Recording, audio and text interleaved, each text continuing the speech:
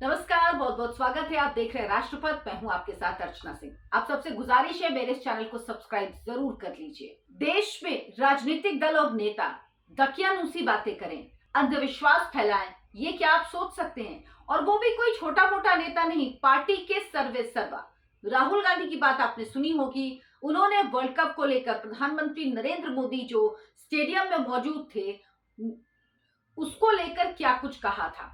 अब ममता बनर्जी भी आई हैं, जो एक राज्य की मुख्यमंत्री हैं, 3 बार मुख्यमंत्री चुनी गई, अपनी पार्टी की सर्वे सर्वा हैं। ये लोग ऐसी बातें कर रहे हैं जो ना साइंटिफिक है, ना ही एक होता है कि आप जब कोई बात बोलते हो, इतने जिम्मेदार पद पर होते हो, इतने बड़े पद पर होते हो, तो कम से कम ऐसी चीजें बोलते हो जो लोगों के लिए उदाहरण बने, या कम से कम जिसमें समाज में लोगों के बीच में अंधविश्वास, दकियानूसीपन ये ना फैले।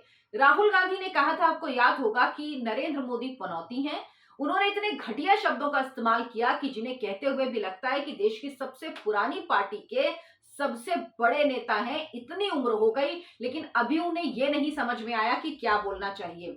उनकी इस बात को कांग्रेस पार्टी ने खूब बढ़ाया। मतलब इस स्तर की गिरी हुई घटिया राजनीति राहुल गांधी कर रहे हैं जो कोई सोच नहीं सकता है।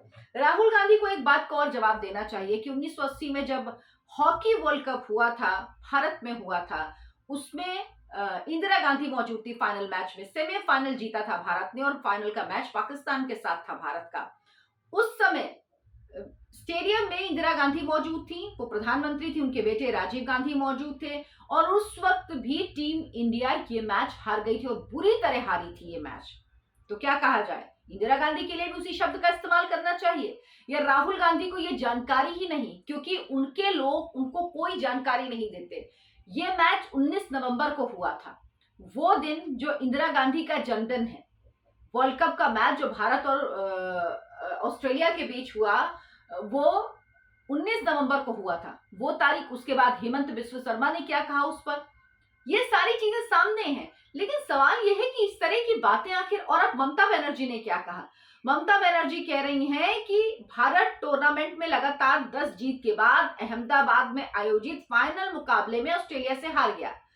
उन्होंने कहा, पापी लोग जहां भी जाते हैं अपने पाप साथ लेकर जाते हैं। अब ये इन्होंने क्या कहा, क्यों कहा, आप समझ गए होंगे किसके लिए कहा। भारतीय टीम ने इतना अच्छा खेला कि उन्होंने विश्व कप में सभी मैच जीते। बात सही है, टोटल 11 मैच हुए, 10 मैच टीम इंडिया ने जीते, सिर्फ एक फाइनल का मैच हारा। आगे कह रहे हैं, सिवाय उस मैच को छोड़कर जिसमें पापी लोगों ने भाग लिया था।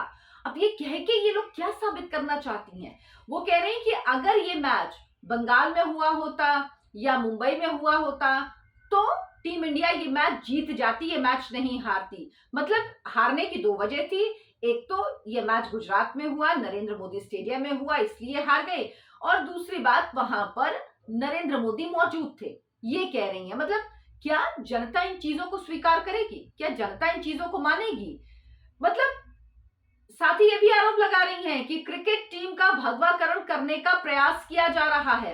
उन्होंने कहा कि जो जर्सी थी, वो कहा गया कि खिलाड़ियों को कि वो ऑरेंज कलर की, भगवा कलर की जर्सी पहने, लेकिन खिलाड़ियों ने विरोध करा, मना कर दिया। वो पूरे देश को भगवा रंग में रंगने की कोशिश कर रहे हैं। हमें अपने भारतीय खिलाड़ियों पर गर्व है।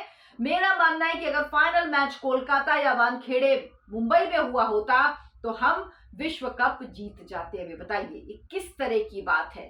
मतलब क्या बात करते हैं ये लोग। और कह रही हैं कि जो ड्रेस है, जो यूनिफॉर्म है इंडियन क्रिकेटर्स की, उसे भगवा करने की बात कही गई थी। कहा गया था कि आप भगवा रंग का पहन के खेलिए, लेकिन जब खिलाड़ियों ने मना कर दिया, विरोध किया, क्या किसी खिलाड़ी ने ये बात कही? क्या किसी खिलाड़ी की तरफ से ये बात सामने आई? क्या बीसीसीआई की तरफ से ये बात सामने आई? कहां से कह रही? उसके बाद कहा गया कि उसमें भगवा रंग डाल दिया गया टीम के जर्सी के कलर में।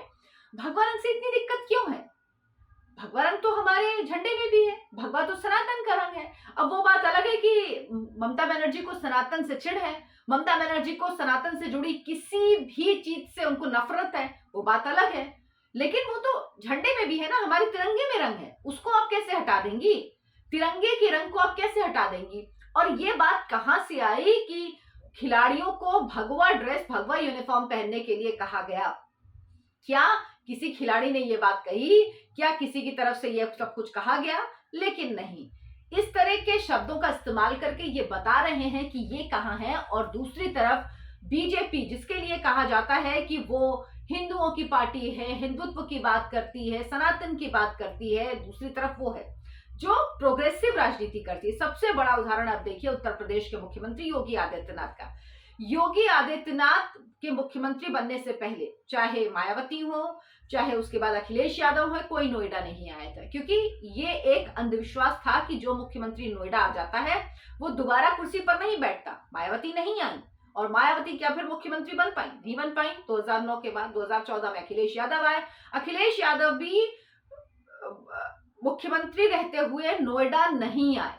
2007 में मायावती मुख्यमंत्री बनी, मुख्यमंत्री रहते मायावती नोएडा नहीं आई। लेकिन क्या 2012 में वो अपने पद से नहीं हट गई? 2012 में अखिलेश यादव मुख्यमंत्री बने और वो भी नोएडा नहीं आए, इस अंधविश्वास की वजह से कि जो मुख्यमंत्री नोएडा आता है वो दोबारा कुर्सी पर नहीं बैठता।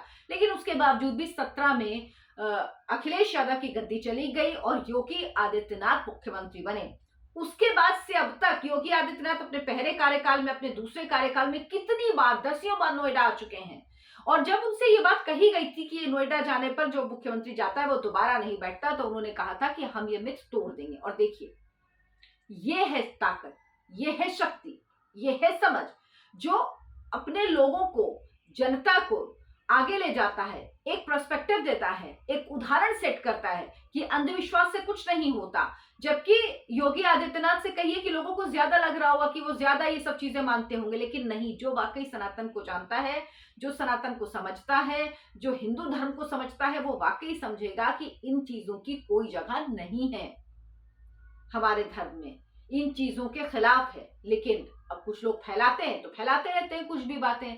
उसके बाद अब राहुल गांधी के बाद ममता बनर्जी, यानी ये लोग अपनी चिढ़ कैसे निकाले। ममता बनर्जी के एक मामला नहीं, अभी एक और मामला है जिसमें उन्होंने बीजेपी को रैली करने से, प्रदर्शन करने से मना कर दिया है। एक उनका रैली होनी है विक्टोरिया के पास, जिसको लेकर मना किया गया, तो उसके बाद कलकत्ता हाई कोर्ट ने कहा कि आप क्यों आदेश नहीं दे रहे हैं, और जब इतनी सारी रैलियां, प्रदर्शन, धरने सब होते हैं और सारी सड़कें जाम रहती हैं कोलकाता की, तब आपको चिंता नहीं होती है।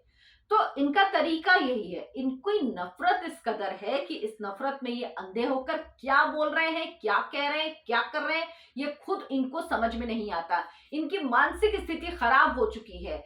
आपका शीर्ष नेतृत्व अगर ऐसी बातें करता है, कोई और नेता करे तो मैं मान लेती हूँ, चलिए कोई बात नहीं, कोई छोटा मोटा नेता करे कोई बात नहीं, लेकिन पार्टी की टॉप लीडरशिप ये बातें कर रही है। एक पनौती कह रहा है, एक पापी कह रहे हैं, एक कह रहे भगवाकरण हो रहा है। मतलब ये आप क्या कह के, कि आपको लगता है कि इस आधार पर जनता आपको चुन लेगी? और ममता बनर्जी को लग रहा है कि बस 3 महीने, 5-4 महीने बचे, उसके बाद तो बीजेपी जाने वाली है। ममता बनर्जी की गलतफहमी है ये, शायद वो आंख बंद करके बैठी, वो जमीन से जुड़ी नेता, उनसे तो मैं उम्मीद करती हूँ कि उनको तो कम से कम सच्चाई पता होगी, वो जमीनी राजनीति करने वाली नेता है। लेकिन अगर उसके बाद भी उनको यह खुशफहमी है, तो ये खुशफहमी उनको मुबारक। 2024 के चुनावों के बाद नतीजे तो सामने आ ही जाएंगे और सच भी सबके सामने आ जाएगा। मेरे इस वीडियो को लाइक करें, शेयर करें और चैनल को सब्सक्राइब जरूर कर लें। नमस्कार।